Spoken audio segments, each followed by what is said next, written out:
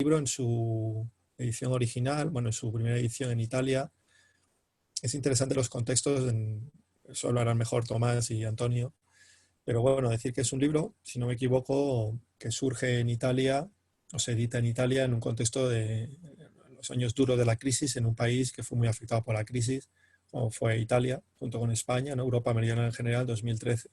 También hay que decir que había un clima de movilización, un clima de conflicto social importante, pero que en el que también, dentro de lo que estamos viendo hoy, que es Antonio Gramsci, recordar que salieron otras obras muy importantes, ¿no?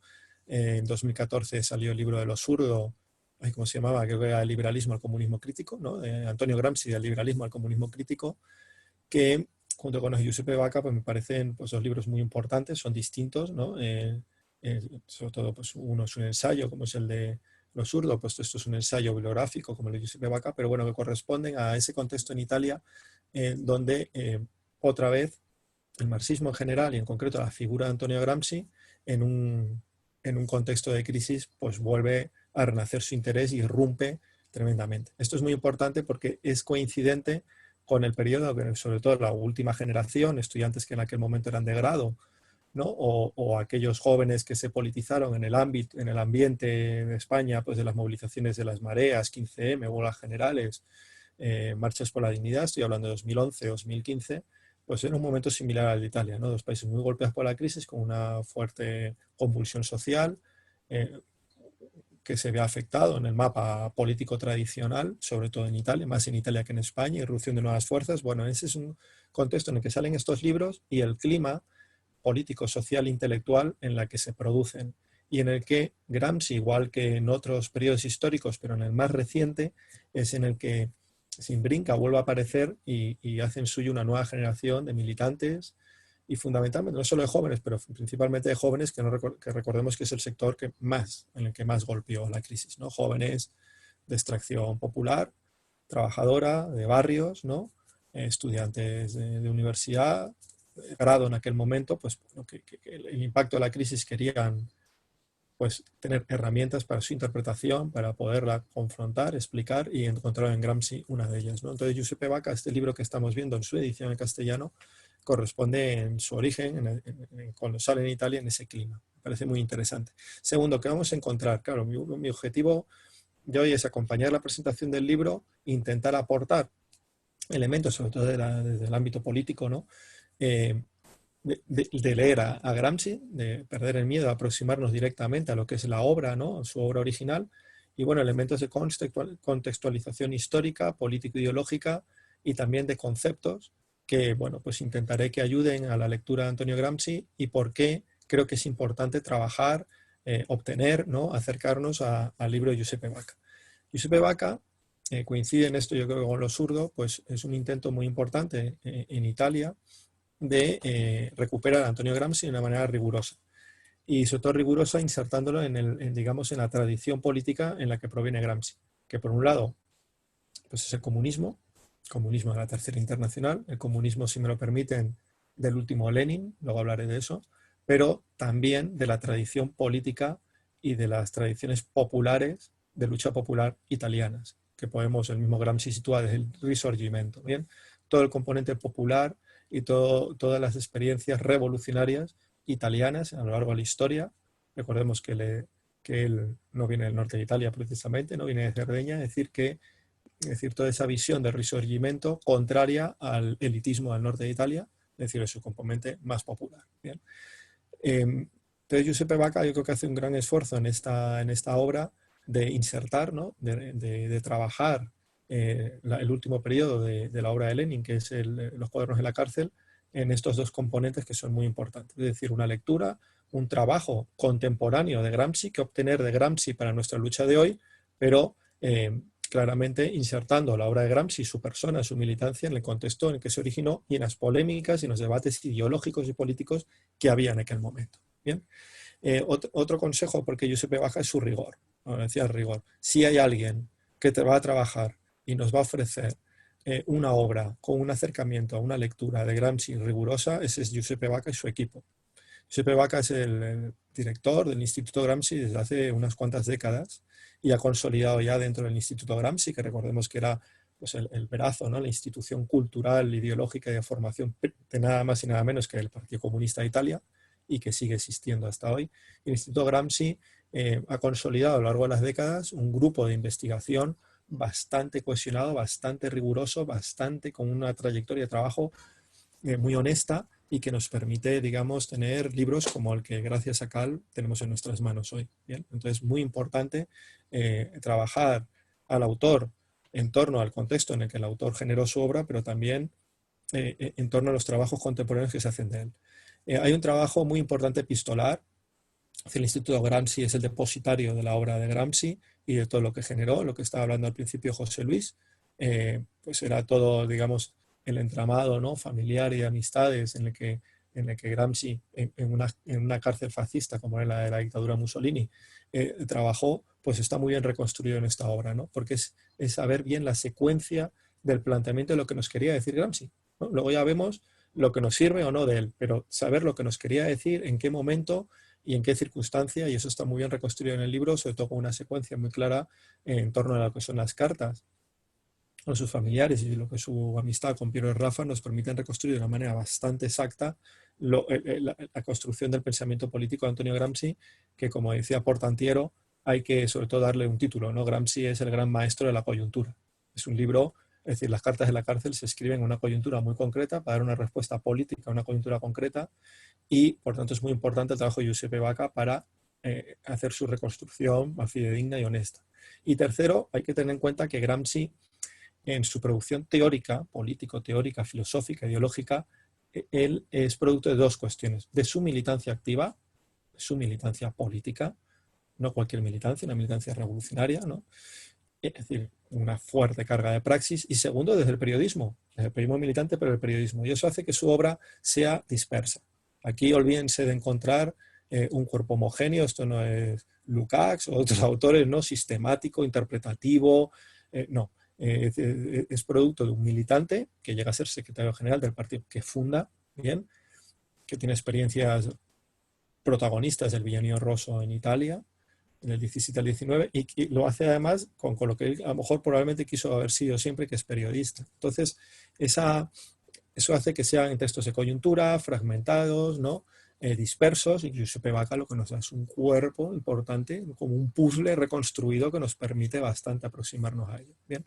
Bueno, un rigor, honestidad, la solvencia del Instituto Gramsci de una persona como Giuseppe Vaca, que puede ser, pues, el mayor conocedor de la obra de Gramsci, con un grupo detrás de investigadores muy solvente, bien, con los que nos dedicamos a la investigación de archivo, que nos mola esto de pasar horas en un archivo, en una biblioteca, con los archivos originales, y que nos permite una tarea muy ardua, que permite que cualquiera de los que estemos aquí o vayan a ver esta charla, da igual nuestra formación previa, nos podemos aproximar a Gramsci de una manera rica, satisfactoria, rigurosa, y trabajar, porque reconstruye un puzzle muy disperso que, sobre todo en las cartas de la cárcel, es evidente, porque además recuerden que es una obra teórica en una situación de cárcel, en donde su correo pues era intervenido, era leído, él tenía que escribir, ¿no?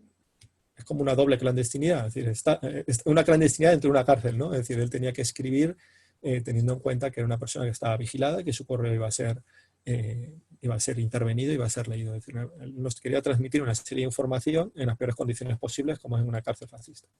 Bueno, esto es lo primero que quería decir con respecto a la importancia que tiene esta obra de Giuseppe Vaca, de lo que es Giuseppe Vaca en sí, y la importancia de la edición que ha hecho ACAL, como la editora que tomó esta responsabilidad, en cuanto que es un libro fundamental para poder acompañarlo con la lectura original del autor. Bien. Segundo, ¿en qué contexto histórico estamos viendo? Bueno, en Gramsci podemos ver por lo menos tres etapas. ¿Bien? Y lo que tenemos en este libro que presentamos hoy es la tercera etapa. Lo pone muy bien, 1926-1937. Así, de manera rápida, ¿qué tres etapas podemos encontrar a Gramsci? O mejor dicho, todo lo que escribió Gramsci, pues más o menos identificarlo en torno a tres etapas históricas, que corresponden a tres intencionalidades y coyunturas políticas concretas, ¿no? Una primera, la del joven Gramsci, la del Bienio Rosso, ¿no? 1917-1919, el impulso de la Revolución de Octubre en Italia, fundamentalmente en el norte industrial de Italia, un fuerte proletariado. Él emigra junto a su hermano que por cierto trabajaba, ¿no?, en la Fiat, en Mirafiori, emigran a Milán, que es el epicentro de la revolución. Una revolución que durante 2 años triunfa, pero que al final pues, es derrotado. Pero sus primeros obras como tal, pues el Ordine Nuovo, ¿no? El Ordine Nuovo en una fase revolucionaria y por tanto era una coyuntura, digamos, de ofensiva. ¿Cuál era la preocupación de Gramsci en ese momento? La temática fundamental, la revolución. ¿Cuál era el elemento en el cual él buscaba una inspiración? La revolución de octubre, ¿no? Los soviets como un elemento fundamental, la huelga general, la insurrección urbana en el centro obrero, ¿no? Es decir, la fábrica como la centralidad, es decir, una serie de componentes parecido a lo de las grandes ciudades de Rusia cuando estalla la revolución soviética en el 17. Bien, bueno, pues ese es el bienio rosso, es decir, el primer momento importante en el que Gramsci se aproxima a una obra teórica más sistemática, el Ordine Nuovo, ¿no?, el periódico que funda con los sindicalistas revolucionarios, en un contexto en el que él era militante del Partido Socialista de Italia. Segunda etapa, en 1921-1926. Es una etapa de reflujo. La revolución pierde, es sofocada, es derrotada. Uno de los análisis que hace, sobre todo el componente más joven, en aquel momento protagonista, es la necesidad de construir un nuevo sujeto político, romper con el Partido Socialista de Italia.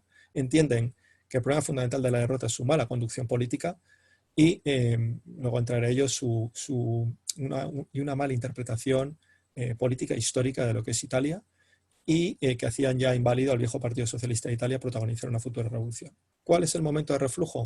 ¿Cuál es la centralidad? ¿Cuál es el elemento motor?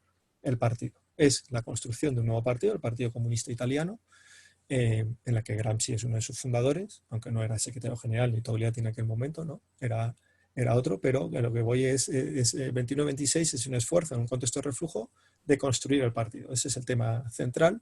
Las tesis de Lyon, 1924, podían ser la obra más interesante, más importante, más sintetizadora de este periodo, en el que el objetivo es la construcción del partido. ¿Cuál es, digamos, el elemento en el que se busca una cierta referencia? Pues todo el clima de construcción de partidos comunistas en torno a la Tercera Internacional. Bien. 1926-1927, perdón, a 37 corresponde al periodo en el que él entra en la cárcel, el ascenso y triunfo del fascismo, entra en la cárcel y cuando muere, poco tiempo después, semanas después de salir de la cárcel. Bien. Les condenó a 20 años a la misma y bueno, ya sale prácticamente muerto, ¿no?, por las condiciones en las que estuvo su cautividad. Bueno, en 1926 entra a la cárcel y es en 1929 cuando empieza la redacción, 3 años de preparación, la redacción en 1929 de los cuadernos de la cárcel. Aquí es una coyuntura de derrota.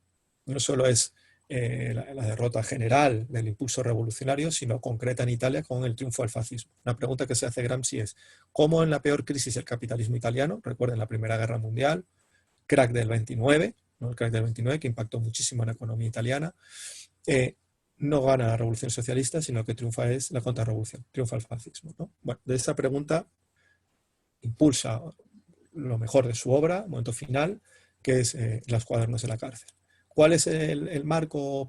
Claro, él estaba aislado, pero bueno, el marco, la referencialidad política en la que él toma, yo creo que en cierta forma es el viraje de la Tercera Internacional que culmina en los frentes populares y aislado en la cárcel, aunque tenía correspondencia, que Giuseppe Vacca construye muy bien, cómo él contacta con el secretario general del partido, ¿no?, con el resto de sus camaradas, bueno, pues le llega corrección de la Tercera Internacional de la línea política de clase contra clase hacia el Frente de Unidad, hacia los frentes populares, pero sobre todo es él en la soledad de reconstruir todo el cuerpo histórico de la Italia, ¿no?, desde el 500 casi, ¿no?, pero digamos del 400, desde el Renacimiento hasta el siglo XX. Bien.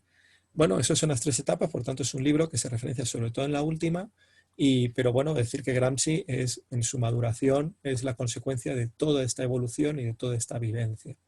Bien.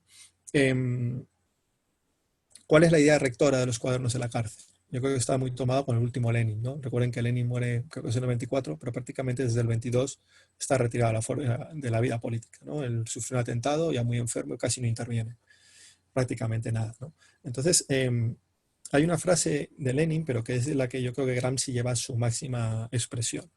Es decir, en un momento de contención, primero, de la onda revolucionaria que venía de Rusia, y derrota después, sobre todo en Alemania, que era el gran país referente en aquel momento, en el norte de Italia, ¿no? En Hungría, etc. La frase de Lenin era, la leo textualmente: hay que terminar con la idea de asalto y reemplazarla por la del asedio. Pues bien, yo creo que este es lo que sintetiza la brillantez, ¿no? La profundidad de lo que es los Cuadernos de la cárcel, en términos políticos, lo que aporta Antonio Gramsci. Lo que era un atisbo, lo que era una idea casi, bueno, pues algo que indica meramente Lenin, quien le da cuerpo, quien le da una consistencia, quien profundiza, quien construye una praxis política coherente en torno a esta idea, es Antonio Gramsci. Bien, y otra, ¿no? Y a través de ahí viene el concepto de hegemonía, cuando él lo define de la siguiente manera: el concepto de hegemonía es aquel donde se anudan las exigencias de carácter nacional. Es decir, el atisbo de Gramsci, lo que vino después, que es el viraje del movimiento comunista internacional, de un impulso muy referenciado en la Unión Soviética y en una construcción internacional hacia la construcción de partidos nacionales. Bien, ahí Gramsci es otra aportación pues brillante y muy importante.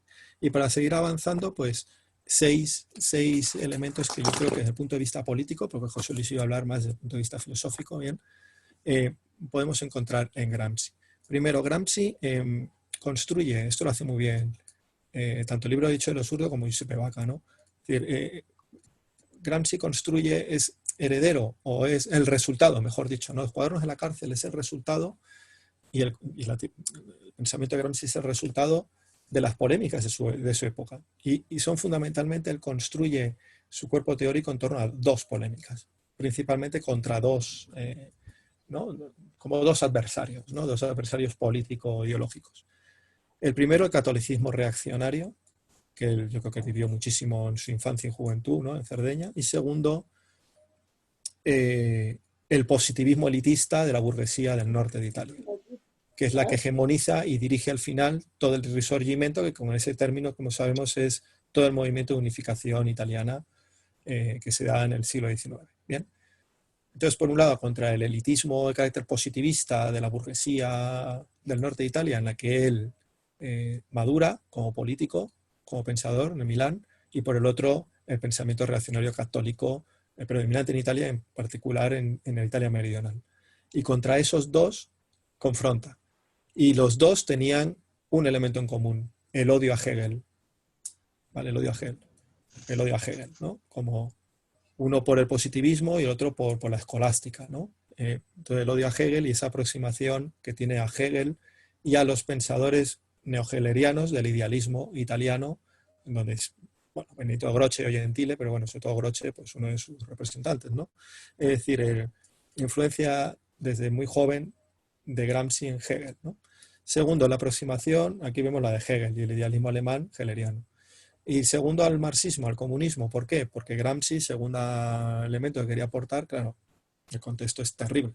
La Primera Guerra Mundial es terrorífico. O sea, hay que situarse en los jóvenes de aquella época, en las sociedades de aquella época, a lo que supuso la Primera Guerra Mundial. O sea, ahora que se cumple el aniversario del suicidio de Benjamin tiene párrafos que hay que leerlos para poderse hacer una mera idea de lo que supuso aquello. Y el terror, ¿no? Terror que se llevó por delante todos los cimientos, ¿no? De aquella sociedad de la Primera Guerra Mundial, encontró para Gramsci la revolución soviética como una revolución que era contraria al horror de la Primera Guerra Mundial. Recuerden que la revolución soviética triunfa con la idea de la paz por encima de todo. Entonces, frente al horror de la Primera Guerra Mundial, la esperanza de un levantamiento que surge contra ese horror, que cristaliza y triunfa en la Rusia de aquel momento. Bueno, de ahí llega al marxismo. ¿Vale? Tercera característica, Gramsci dentro del marxismo en general, de los revolucionarios comunistas, de su tradición, es una nueva tradición. Es una tradición que rompe con la Segunda Internacional. Aquí no me voy a adentrar, que ya lo conocemos mejor, pero fundamentalmente en un núcleo que quería destacar. Es decir, Gramsci, Trotsky, Lenin, Rosa Luxemburgo, ¿bien? Son aquellas revolucionarias que recuperan el potencial de la subjetividad como un elemento de potencial revolucionaria. Precisamente el núcleo que había abandonado el socialismo, la socialdemocracia y la internacional socialista. ¿Vale? Pero no solo eso, sino cuarta característica, además Gramsci tiene una genialidad, junto a esta, digamos, recuperación del potencial subjetivo, ¿no? De la subjetividad revolucionaria, frente al empirismo también latente en la socialdemocracia en aquel momento. El cuarto elemento que quería yo es Gramsci, esto me parece increíble porque esto ya sí es dentro de la cárcel, ¿no? Aislado de los ambientes culturales, esa apertura a la hermenéutica, ¿no? A la neohermenéutica, es decir, a aquello que luego es casi como una persona que se adelanta a la escuela de Frankfurt en algunos elementos, ¿no? Lo que luego continuó Horkheimer, Adorno, el citado Benjamin, pero sobre todo Lukács, Gramsci se adelanta, ¿no? Es elementos de atisbos importantes, ¿no? En ese elemento de la hermenéutica que quiero decir, ¿no? Y leo un poco notas mías, es si por un lado recupera la subjetividad como un elemento fundamental, ¿no? De la voluntad, ¿no? Revolucionaria, voy a hacer la revolución en mi país, en Rusia, aunque no haya condiciones objetivas, ¿bien? Que eso era de Lenin, pues lo de Gramsci es igual, ¿no? Aunque no haya todas las condiciones objetivas, las subjetivas las puedes construir. Por el otro lado, es la apertura a análisis donde el componente subjetivo, religioso, político, cultural, es decir, lo superestructural, ¿bien? En Gramsci tiene un elemento muy importante. Y esto, ¿qué importancia tiene? Pues en el quinto elemento que quería decir, es decir, Gramsci propone dentro de la tradición marxista un giro, ¿vale? Un giro importante, ¿no? En mi opinión, de carácter, es decir, junto al marxismo, es decir, un giro que integra o reintegra dentro del marxismo ciertos elementos neoidealistas, ¿vale? ¿Y por qué? Esto puede ser polémico, pero yo creo que es así. Es decir, Gramsci es marxista, eso es obvio, es materialista, pero propone un giro en el contexto del fascismo, de aquella situación, no olvidemos dónde estamos, de la necesidad de si el marxismo quiere ser impulsor de un cambio social, de un cambio de carácter revolucionario, tiene que dar un giro en torno a una fórmula de carácter neoidealista. Es un idealismo atenuado. Por un lado, hay una fuerte militancia en Gramsci hasta el final de su vida, ese es el eje central, él quiere hacer la revolución en su país, dentro de una tradición determinada, la comunista. La investigación histórica rigurosa que él acomete para aportar a ese pensamiento revolucionario, pero por el otro lado, todo, digamos, la importancia que le da a aquellos aspectos superestructurales, superestructurales, donde el elemento cultural, ¿no? El del individuo, la alienación, la religión, pues son aspectos que antes he mencionado muy significativos. ¿Y por qué hace esto? Porque en ese contexto del fascismo, en el que hay que reinventarse, que esto es importante para nuestra época, ¿no? Dentro de cierto postulado revolucionario nítido, hay que reinvertirse. Lo que él plantea son una serie de cuestiones, ¿no? Una mayor autonomía de la subjetividad. ¿Frente a qué? Frente al empirismo burgués, que antes he mencionado, pero frente al empirismo también predominante en el movimiento obrero de la Segunda Internacional. ¿Cuál era el planteamiento de la Segunda Internacional? Y voy terminando. Era el siguiente, era estatalista y economicista. Prácticamente el único ámbito político y de cambio era el Estado. La sociedad era muy secundaria. ¿Bien? Y segundo, la sustitución de la lucha de clases por el economicismo. La medida económica y sumada a otras, el sumatorio de medidas económicas nos llevaría a un salto cualitativo en un futuro transformador, ¿no? Entonces, el carácter economicista, el carácter estatalista es la plasmación dentro del movimiento obrero de ese empirismo burgués predominante. Entonces Gramsci, para romper con eso, que es donde él sitúa gran parte de los errores del porqué de la derrota en Italia de la Revolución y en general de Europa Occidental, frente al fascismo, él sitúa la necesidad de dar una mayor autonomía a la subjetividad. En segundo lugar, no todo es el desarrollo de las fuerzas productivas. Pero esto es muy interesante porque él dice, claro, el desarrollo de las fuerzas productivas, ¿no? Que era el planteamiento propio del empirismo, ¿no? De la Segunda Internacional, de su etapismo, es el desarrollo de las fuerzas productivas llevará a un cambio en las relaciones, ¿no? De producción capitalistas. Entonces dice Gramsci, esto es lento. Es decir, el desarrollo de las fuerzas productivas y su transformación es lento. En comparación, bien, leo, con lo acentuado, ¿no? Y lo acelerado de los fenómenos ideológicos políticos, que pueden ser explosivos, ¿vale? Entonces, si le queremos ganar al fascismo y queremos de nuestra derrota, de una persona derrotada, aislada, en una cárcel de carácter fascista, bien, secretario general del partido más odiado por el régimen fascista como era el comunista, él sitúa este elemento muy importante.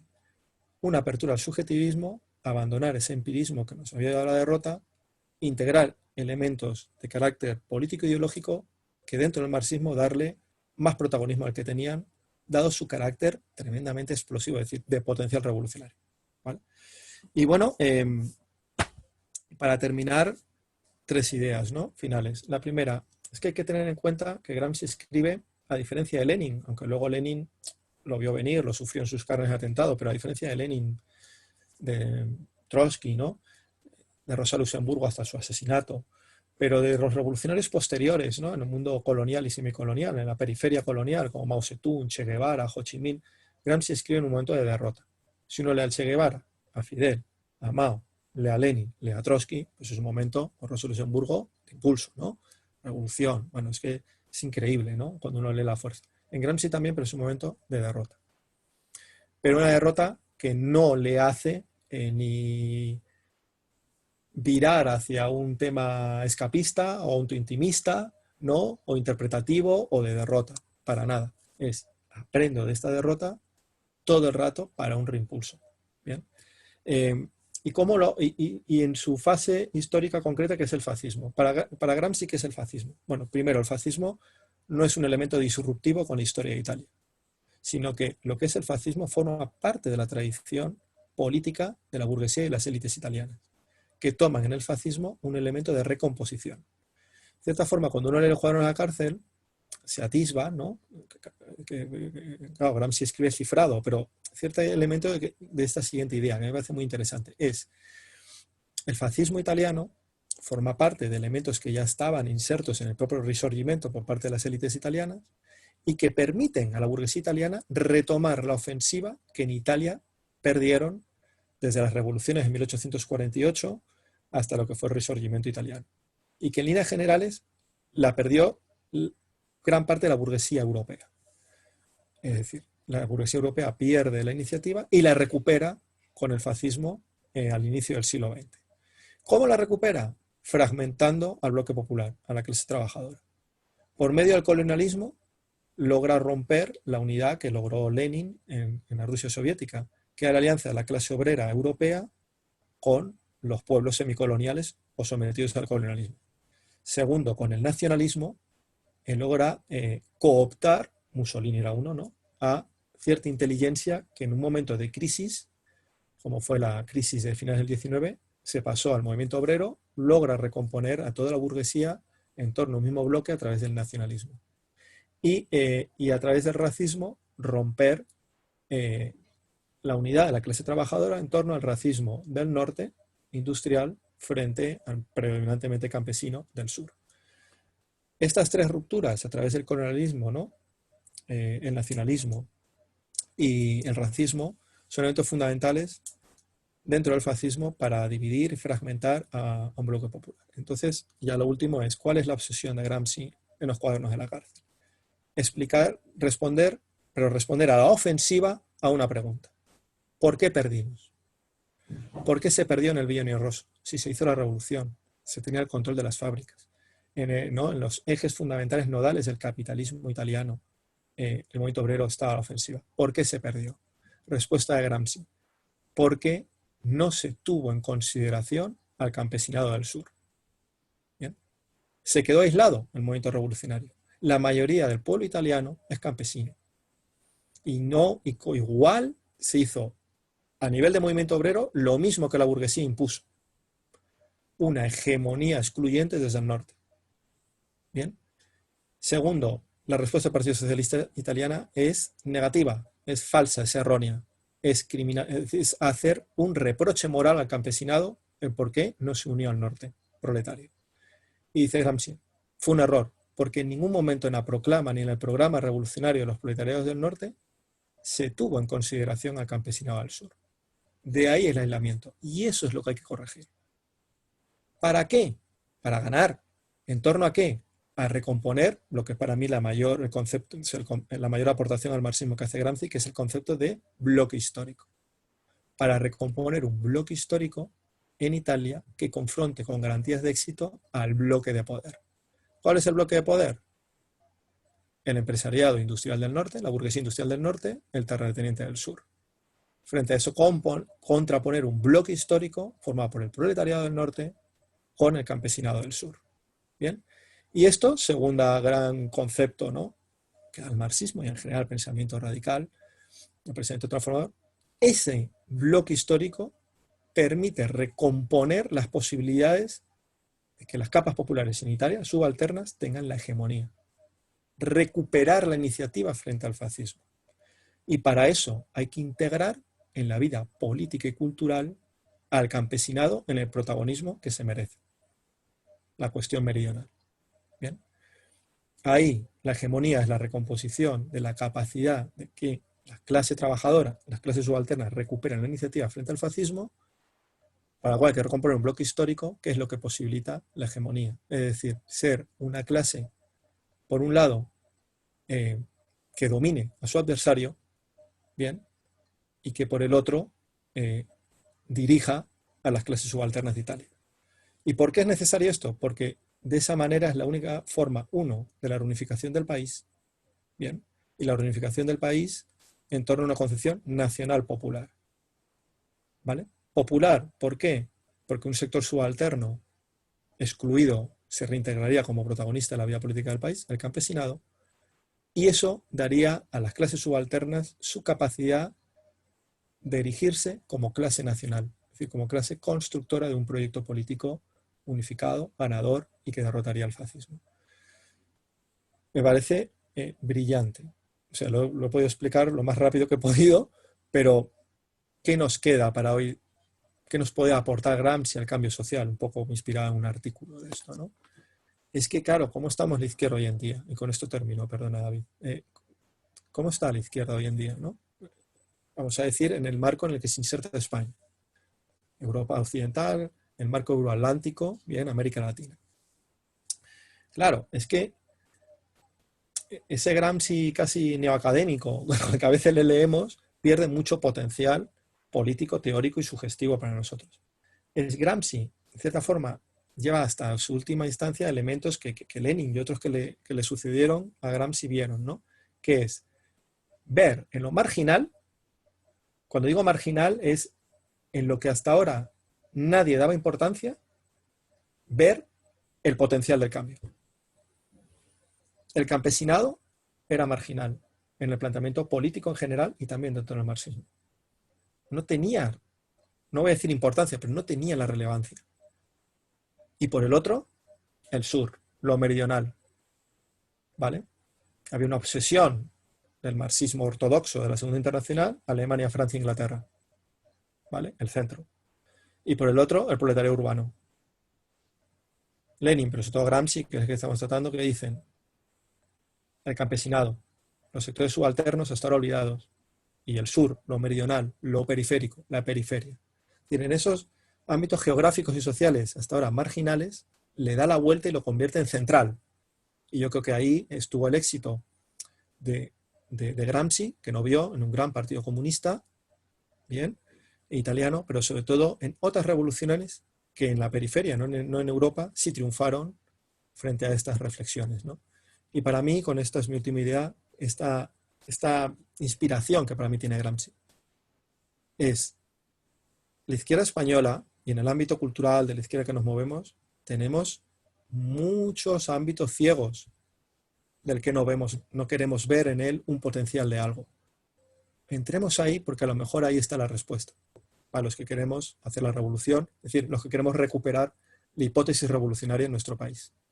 La España vaciada, las periferias urbanas, ¿no? El nuevo salario urbano, la nueva clase trabajadora que ha irrumpido en su peso social, en su importancia, sobre todo en los 2 primeros meses, mes y medio de la crisis, reponedores, cuidadores, ¿no?